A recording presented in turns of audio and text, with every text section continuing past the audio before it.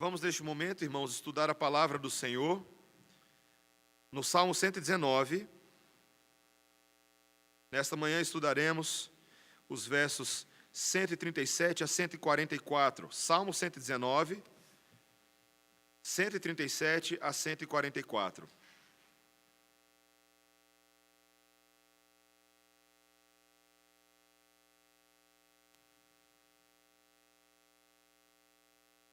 À medida que caminhamos para o final do Salmo 119, nessas exposições que temos feito, você pode perceber a riqueza deste salmo, a quantidade de temas diferentes que um único salmo consegue tratar. E nesta manhã temos mais uma doce doutrina aos nossos corações. Salmo 119, versículos 137 e 144 dizem assim: Justo és, Senhor, e retos os teus juízos. Os teus testemunhos tu os impuseste com retidão e com suma fidelidade. O meu zelo me consome, porque os meus adversários se esquecem da tua palavra. Puríssima é a tua palavra, por isso o teu servo a estima. Pequeno sou e desprezado, contudo não me esqueço dos teus preceitos. A tua justiça é justiça eterna, e a tua lei é a própria verdade. Sobre mim vieram tribulação e angústia, todavia os teus mandamentos são o meu prazer. Eterna é a justiça dos teus testemunhos. Dá-me a inteligência deles e viverei. Essa é a palavra do Senhor. Vamos orar. Senhor, nós te louvamos pela maravilhosa justiça que se manifesta a nós nessa manhã. Dá-nos graça para entendê-la e aplicá-la aos nossos corações, em nome de Jesus. Amém.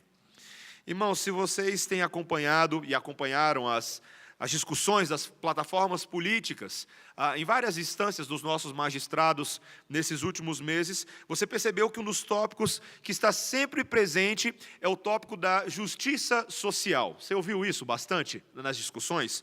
Esse conceito que surgiu lá no século XIX e foi popularizado mais recentemente, algumas décadas atrás, principalmente na década de 70, por um filósofo liberal chamado John Rawls.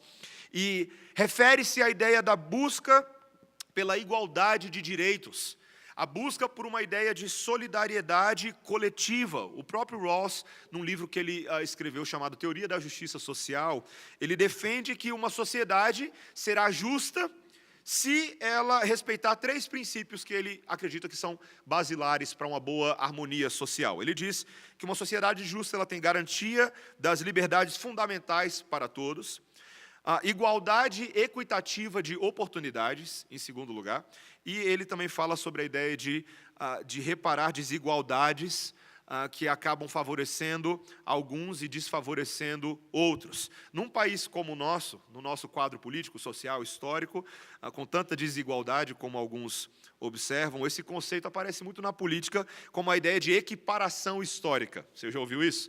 A ideia de equiparar alguma coisa feita a minorias sociais, minorias raciais, e geralmente aparece em forma de justiça distributiva que force os mais ricos, as elites, a abdicarem da sua riqueza e devolver algo que pertence aos pobres, aos indígenas, aos negros, alguma coisa assim. Não é muito diferente, e quando eu digo isso eu não falo isso com brincadeira, mas não é muito diferente de um filme muito famoso chamado Robin Hood. Você já viu esse filme antes? O Robin Hood é aquele flecheiro fora da lei que mora na floresta. E ele se torna um herói às avessas, uma espécie de anti-herói, justamente porque o seu objetivo é roubar da nobreza e redistribuir isso para os pobres, uma vez que aquela nobreza era injusta. Ele é o príncipe dos ladrões. Talvez você já tenha lido alguma coisa ou visto algum filme do Robin Hood. E essa ideia da justiça social influenciou bastante a teologia liberal, particularmente do século XIX, e tem influenciado grande parte do evangelicalismo até os nossos dias. Muitas pessoas acham que a missão da igreja hoje é apenas e tão somente promover justiça social, a questão social, a questão dos pobres. Mas a verdade, meus irmãos, é que mesmo com uma influência tão grande dessas ideias nas sociedades democráticas modernas, você nunca encontrará nos escritos desses teóricos e outros uma solução definitiva e perene para o problema da desigualdade. E eu gostaria de sugerir à igreja nesta manhã que o problema principal é porque eles enxergam a questão da justiça como algo externo ao homem, como um mecanismo social que será consertado se nós meramente adequarmos os comportamentos e as relações sociais a essa teórica justiça. Mas a palavra de Deus nessa manhã, meus irmãos, nos mostra que o problema está dentro do homem e não fora dele. As dinâmicas sociais refletem o caráter egoísta, o caráter quebrado do coração humano que substituiu a verdade de Deus por verdade individual. Em outras palavras, quando não se sabe de que justiça nós estamos falando, ou que justiça se está procurando, não há como saber se ela já foi encontrada. E é isso que acontece. Esse texto de hoje, ele realinha o nosso coração com aquilo que nós tanto buscamos. E nosso coração passa a repousar em 3 gloriosas verdades nesse texto, que devem mudar a nossa cabeça e a nossa ótica sobre o propósito de Deus para o mundo. A ideia de que Deus é verdadeiramente justo, emitindo uma lei verdadeiramente justa e justificando o pecador pela sua verdade. Novamente, Deus é verdadeiramente justo, emitindo uma lei verdadeiramente justa e justificando o pecador pela sua verdade. Vejamos isso, como Deus primeiro é verdadeiramente justo. Na semana passada, no texto que nós vimos, do Salmo 119, os 8 versículos anteriores, vimos ali um grande consolo de Deus ao salmista que andava no desespero da perseguição e da opressão humana. No momento em que aquele homem se julgava mais cego, mais perdido, mais sem direção, a palavra de Deus vem como luz. Lembra a semana passada que nós vimos isso? Uma luz que causa 3 coisas no coração desse salmista. Ela lhe impressiona, uma luz que lhe alimenta e uma luz também que o liberta. Mas esse texto de hoje busca responder como é possível as Escrituras de fato causarem essa iluminação tão poderosa. E a resposta está aqui logo no versículo 137. Veja o que ele diz: Justo és, Senhor, e retos os teus juízos.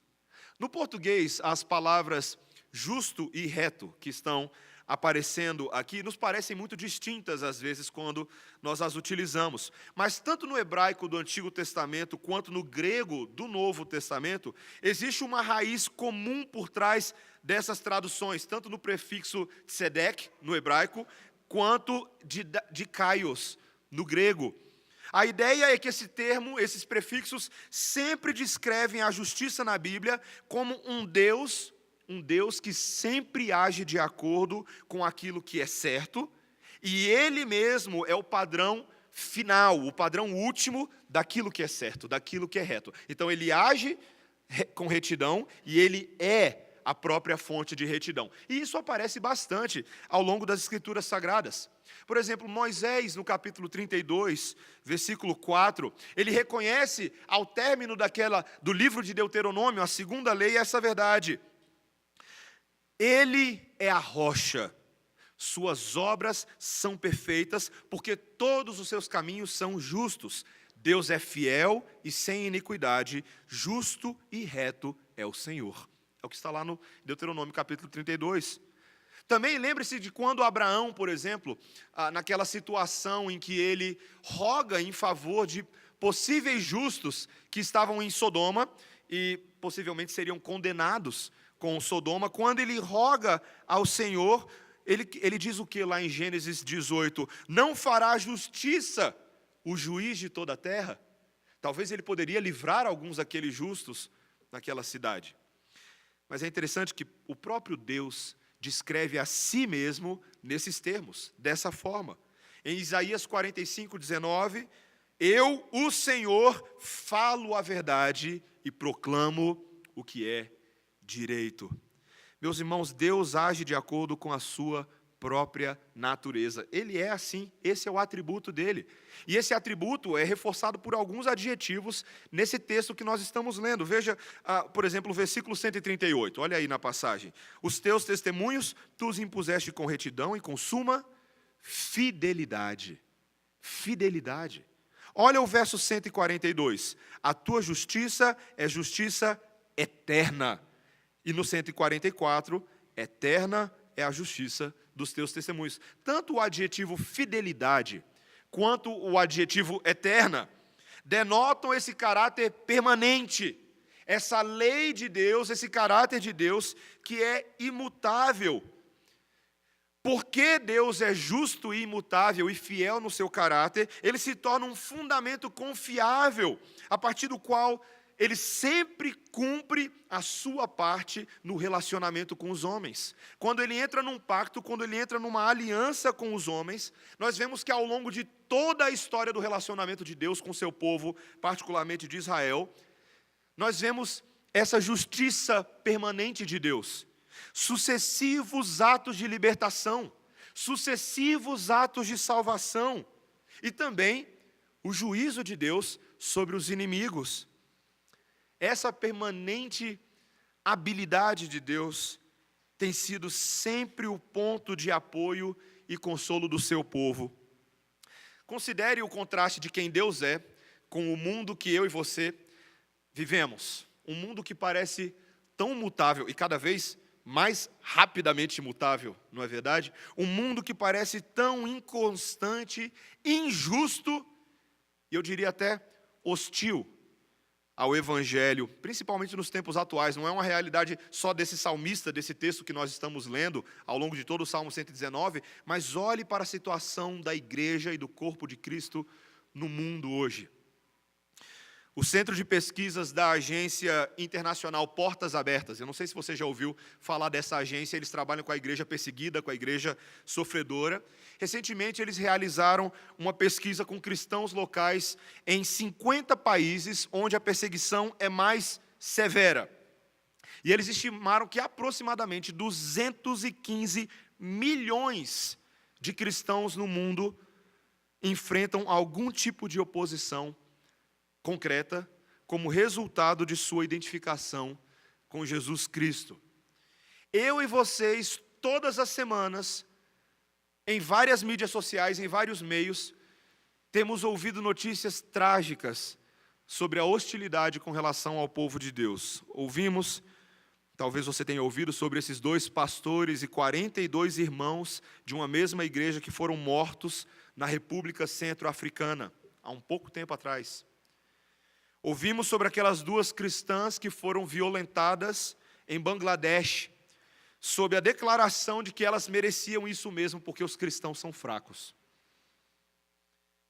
Cristãos iranianos que são presos e levados a locais desconhecidos e ninguém nunca mais vê esse povo. Famílias cristãs na Índia que estão sendo forçadas a se reconverter ao hinduísmo pela força. Cristãos norte-coreanos lutando para sobreviver num quadro de extrema fome, de extrema pobreza. Meus irmãos, o que esse texto está nos dizendo é que, ainda em situações assim, em que o salmista está aflito, em que o povo de Deus está aflito, Deus se assenta no seu trono de justiça. Ele governa como perfeito e justo juiz de toda a terra, atento ao agir dos homens, infalível em todo o seu juízo, certeiro no tempo da sua ação e misericordioso para com o seu povo sofredor. Meus irmãos, quando o meu e o seu coração berra por justiça, quando nós gritamos em alta voz, ainda que dentro de nós, por justiça, nós somos imediatamente acalmados pelo Espírito que nos lembra as palavras de Jesus lá no Sermão do Monte, quando ele diz: bem-aventurados os que têm fome e sede de justiça. Por quê? Porque serão fartos. Serão fartos. Nosso Deus não faz vista grossa. Nosso Deus não ignora a situação do mundo. Haverá um dia que ficará muito claro o seu justo juízo, e nós seremos infinitamente consolados, e já podemos ser consolados hoje. Você sabia que esse consolo escatológico para o futuro, pode ser aplicado ao seu coração agora mesmo? Em qualquer situação que você esteja vivendo, você já pode repousar de que a sua vida está nas mãos de um justo juiz, de que Ele te conhece, de que Ele te abençoa, de que Ele te ampara, de que ele produz paz no seu coração que o mundo não conhece. É isso que ele consegue fazer por meio do seu próprio caráter. Mas veja, meus irmãos, que não somente esse texto nos mostra que Deus é assim no seu caráter, mas em segundo lugar que essa característica também é aplicada à sua lei, que também a lei de Deus é verdadeiramente justa. E o salmista passa a mostrar isso para a gente de várias maneiras. Veja só o versículo 137. Justo és, Senhor, e retos os teus juízos. Versículo seguinte, o 138. Os teus testemunhos tu os impuseste com retidão e com suma fidelidade. Olha o versículo 140. Puríssima é a tua palavra, por isso o teu servo a estima. Olha o 142. A tua justiça é justiça eterna, e a tua lei é a própria verdade. O salmista insiste aqui em dizer que essa lei, quando ele fala da lei, ele está dizendo daquela lei que o povo de Israel já possuía, a revelação de Deus por meio de Moisés, a Torá, o Pentateuco, e também os escritos proféticos que já iam surgindo naquele período. Ele diz que toda essa revelação de Deus é tão reta quanto o próprio Deus. Hoje em dia, há muitas pessoas que pensam, a respeito das Escrituras Sagradas, que elas são um livro fabricado por homens, meramente, e por isso é um livro dotado de inúmeros erros. Ele não é inerrante, ele não é infalível.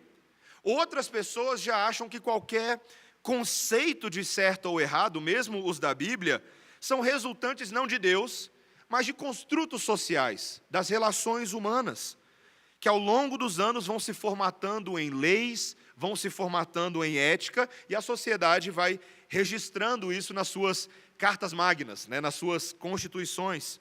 Mas a lógica desse texto é outra, meus irmãos. Deus se revela como Deus justo e reto, e a sua própria revelação é dotada desse caráter.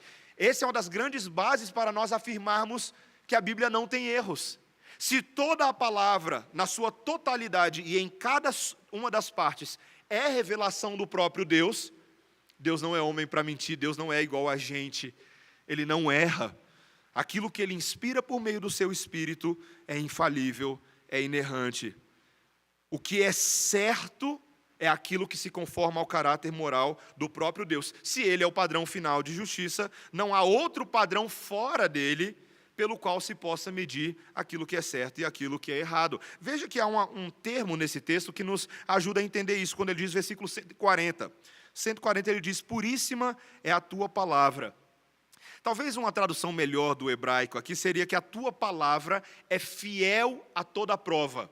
É a ideia de algo que foi refinado pelo fogo, como um metal, por um processo longo de depuração, daquele fogo que vai queimando e eliminando todas as impurezas, e o que sobra no final é tão precioso que não pode ser destruído mesmo pelo fogo. Uma palavra que é bem testada, uma promessa que é plenamente comprovada, e é falada assim ao longo da palavra de Deus. As palavras dele são puras, como o Salmo 12, versículo 6 nos diz, como prata refinada numa fornalha de barro, purificada 7 vezes. Salmo 18, versículo 30, quanto a Deus o seu caminho é perfeito, a promessa do Senhor é provada, Ele é um escudo para todos os que nele confiam. E Provérbios 30, versículo 5, toda a palavra de Deus é pura, Ele é um escudo para os que nele confiam. Você percebe a relação entre pureza e defesa? É um escudo. Uma palavra pura, uma lei boa, uma lei testada, se torna uma proteção para aqueles que nela confiam. E isso, meus irmãos, se dá porque o nosso Deus não é arbitrário.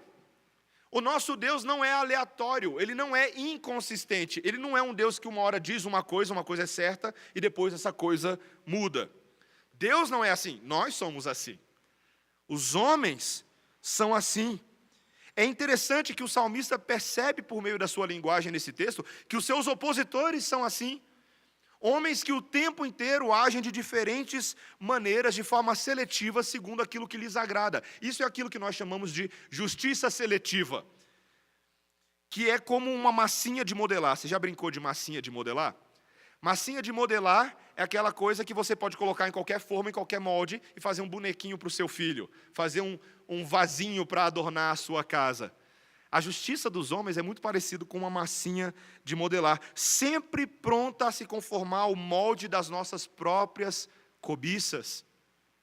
Já ouviu a expressão 2 pesos e 2 medidas? Ela vem da Bíblia. Ela vem do livro de Provérbios, ela vem lá de Deuteronômio, quando Deus alertava o povo de que eles deveriam ser capazes de usar medidas corretas, ações corretas para julgar todas as coisas. Meus irmãos, essa capacidade que as pessoas têm de estabelecer um padrão moral que se aplica somente quando aquela situação traz um benefício para nós, mas é rapidamente descartável quando nós não temos nenhum interesse, isso é impressionante. Isso transforma as pessoas naquilo que o conselheiro David Paulison, pastor, diz em bipolares morais. Bipolares morais. Sabe o que é um bipolar moral? É uma pessoa que apoia a transparência empresarial enquanto adota práticas corruptas por baixo dos panos. É uma pessoa que apoia uma ONG, uma ONG em favor dos carentes e não ajuda os irmãos em necessidade na igreja. É uma pessoa que doa dinheiro para alguma instituição de reabilitação de drogados, enquanto consome drogas pesadas e protesta em favor da legalização das drogas. É uma mulher que critica quem adota crianças, mas diz que é a favor do aborto. E por aí vai. Continua dessa forma. Esse é o contraste das justiças entre quem Deus é e quem os homens são na sua bipolaridade moral. E, meus irmãos, não se enganem, a palavra de Deus deixa bem claro que essa bipolaridade moral nos homens os faz odiar a Deus. Porque quando enxergam a sua luz, a luz da sua santidade, a luz da sua retidão, eles ficam absolutamente indignados, porque destoa da maneira de vida que eles levam o contraste entre criatura e criador. Lembre-se, por exemplo, Jó. Jó era um servo de Deus.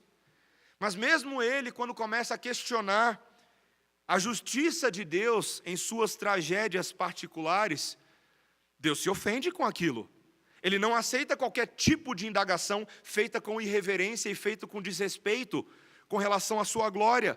E não é à toa que a resposta que ele dá a Jó, lá no capítulo 40, é uma resposta dura, uma resposta firme, quando ele diz no versículo 2, será que alguém que usa de censuras pode discutir com o Todo-Poderoso?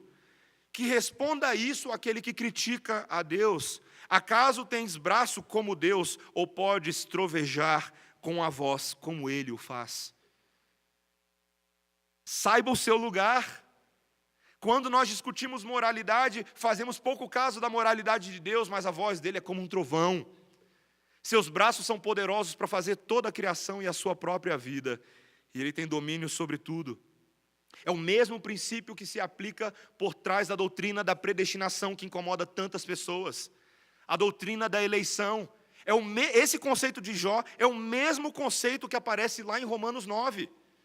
Quando Paulo se utiliza ali de um argumento retórico para levantar a objeção dos seus opositores. Deus é injusto quando escolhe um e não escolhe outros. E qual é a resposta que Paulo, como voz de Deus, fornece? De modo nenhum. Quem és tu, ó homem, para discutires com Deus? Porventura pode o objeto perguntar a quem o fez, por que me fizeste assim? Ou não tem o oleiro direito sobre a massa, para do mesmo barro fazer um vaso para honra e outro para desonra? Meus irmãos, a verdade é que eu e você podemos até ficar incomodados com a justiça e com o padrão e com o método de Deus, mas isso não faz diferença alguma para Ele. Ele não muda a justiça dele por sua causa. Ele não muda a justiça dele por minha causa. Ele continua reto, imutável em todo o seu propósito. É você que tem que se adequar a Ele, não é Ele que tem que se adequar a você. Essa é a verdade da palavra de Deus. E esse salmista, meus irmãos, ele entendeu isso.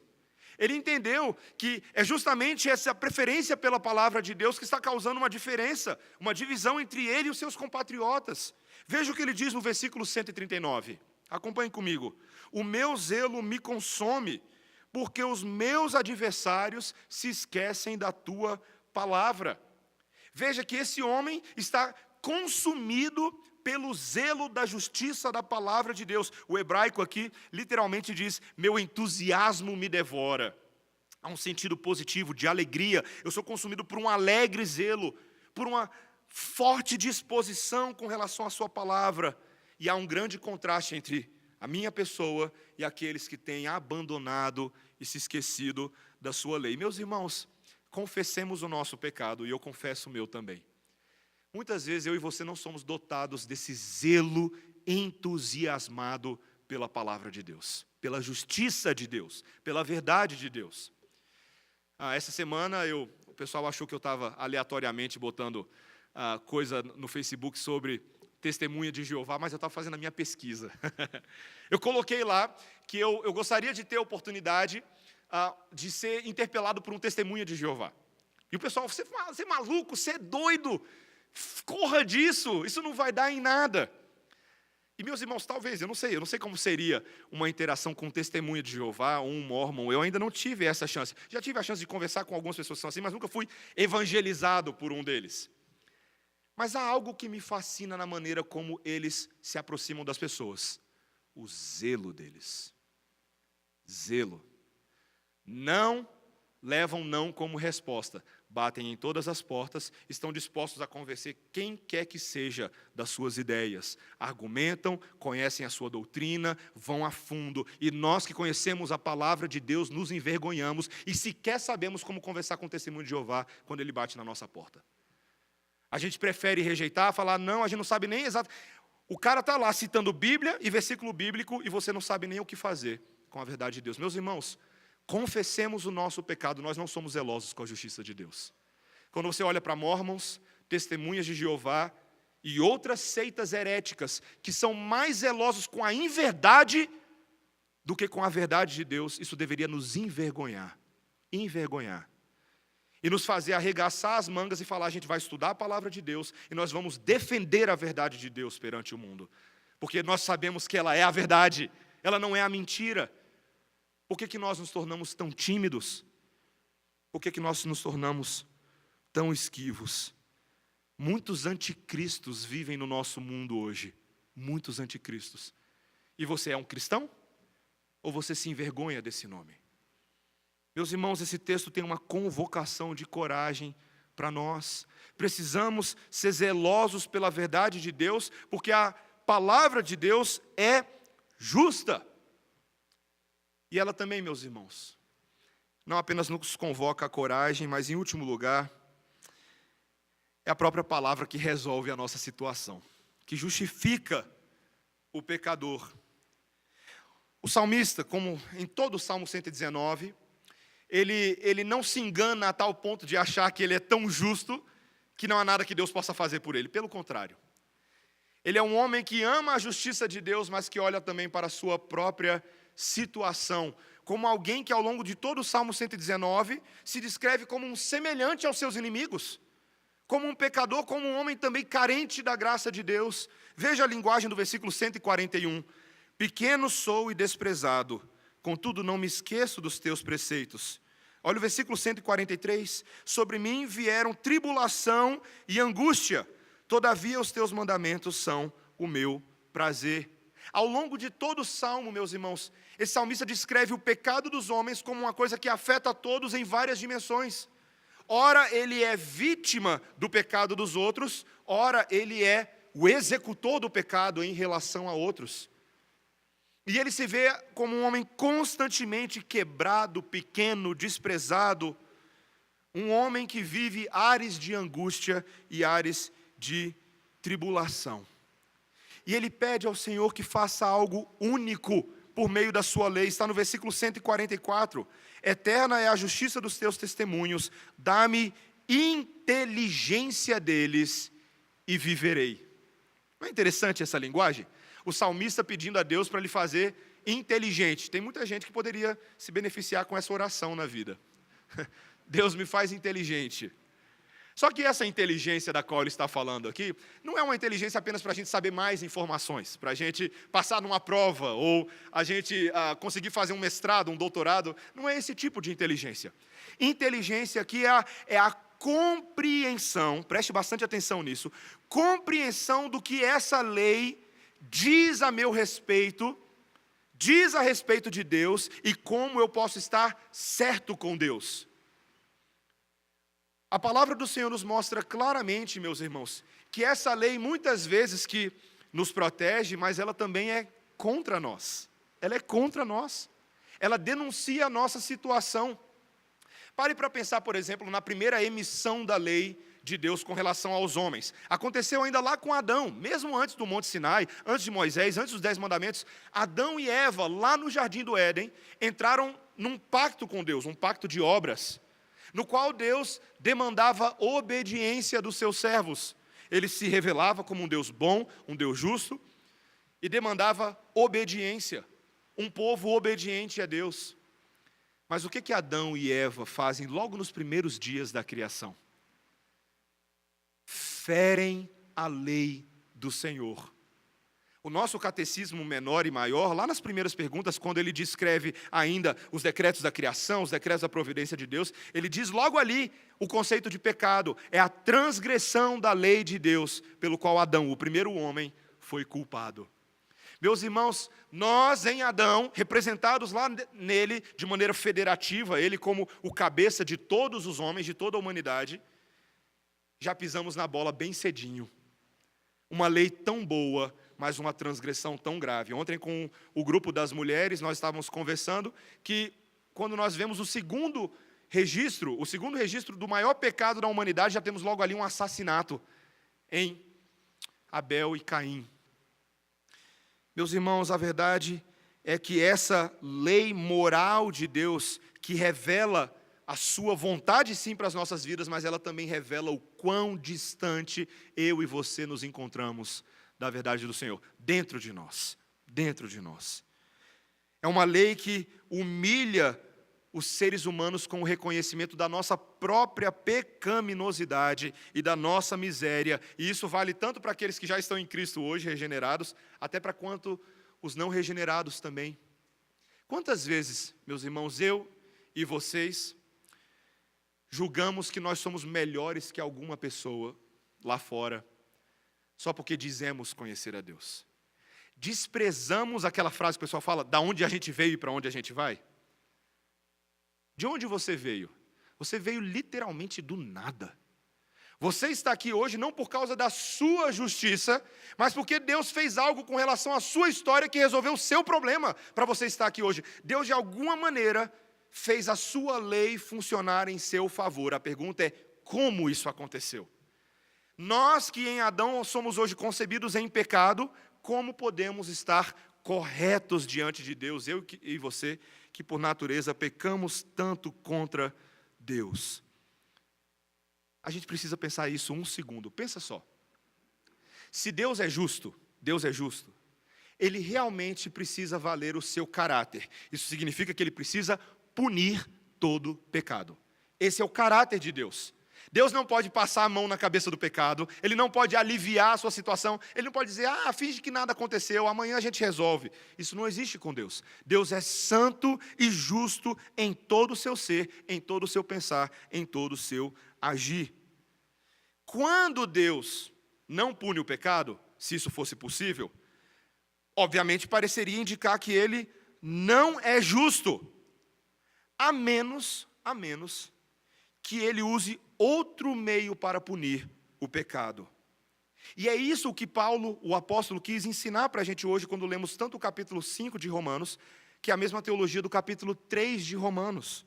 Quando ele diz que, quando Deus enviou o seu Filho como sacrifício pelo pecado, isso está lá em Romanos 3, versículo 25, era para manifestar a sua justiça, por ter Deus, na sua tolerância, deixado impunes os pecados anteriormente cometidos, tendo em vista a manifestação da sua justiça no tempo presente, para Ele mesmo ser justo e justificador daquele que tem fé em Jesus. Meus irmãos, que gloriosa doutrina! Deus é justo e justificador.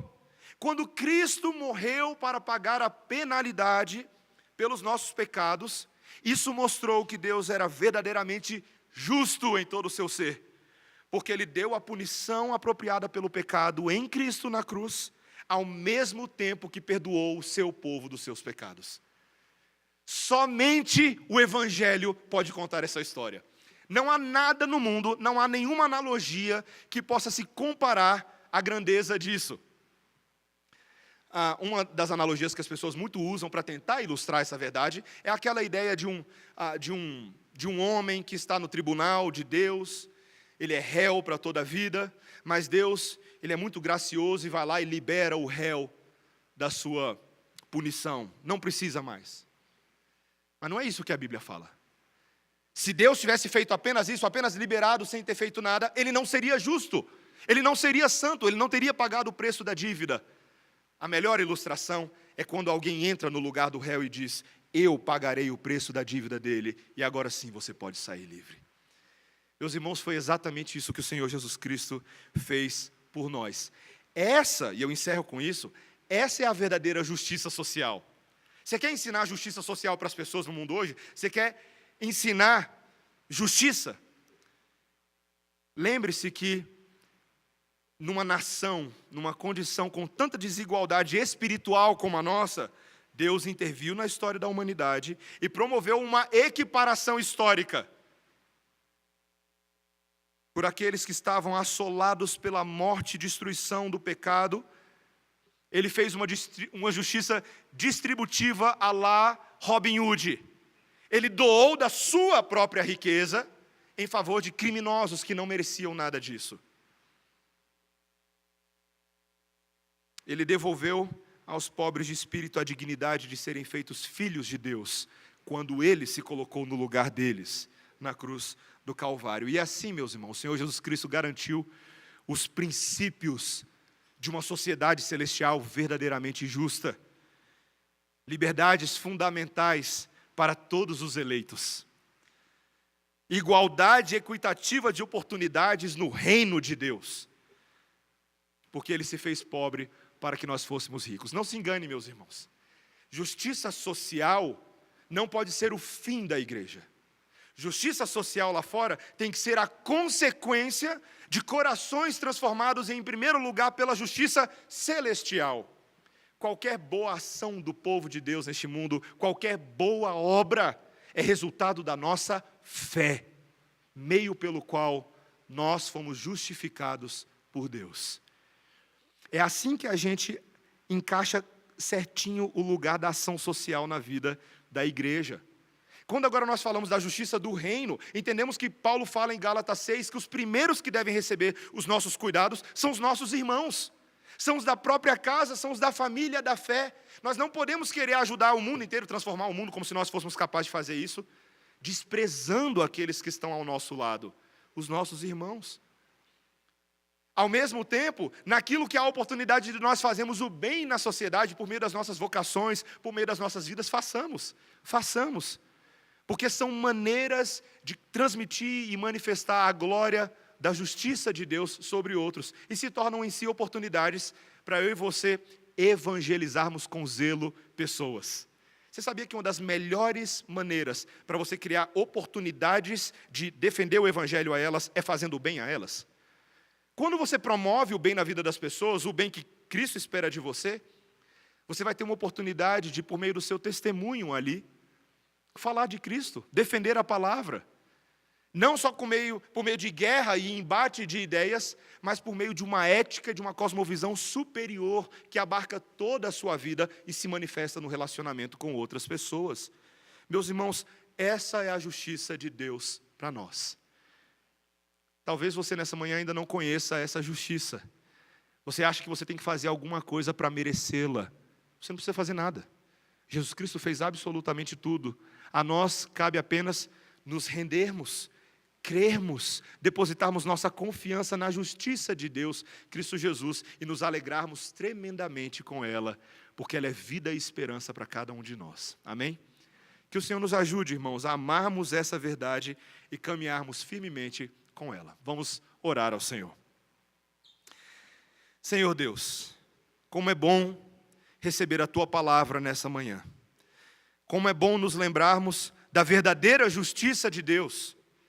A justiça que tem como meio de justificação o próprio Cristo, o próprio Jesus. Obrigado, Senhor. Queremos, nessa semana de ação de graças, levantar nossa gratidão ao Senhor pelo sangue de Jesus derramado por nós, pelo sacrifício da cruz do Calvário, que nos redime a nós e por meio de nós também é uma ação redentiva com relação ao mundo e à cultura. Nós podemos agora redimir a ética do nosso trabalho, podemos redimir as nossas motivações e prioridades nas causas com as quais nos envolvemos. Podemos, Senhor, realmente ter o foco no lugar certo, objetivando não apenas a melhora do corpo das pessoas, mas da alma e do coração delas. Senhor, dá-nos graça para sermos exatamente como Jesus, que alimentou a multidão não porque somente queria dar o pão passageiro, mas Ele era o pão da vida, o alimento que não falha, ainda que a erva se seque e a flor do campo passe, a Tua palavra é eterna e a Tua justiça é eterna. Senhor, queremos amar esta verdade, queremos ser zelosos, transformados pelo entusiasmo dessa verdade. Dá-nos essa graça, é o que nós te pedimos em nome de Jesus. Amém. Amém. Irmãos, antes de cantarmos, nós teremos uma oportunidade especial nesse momento de termos mais um batismo de um filhinho da aliança. Temos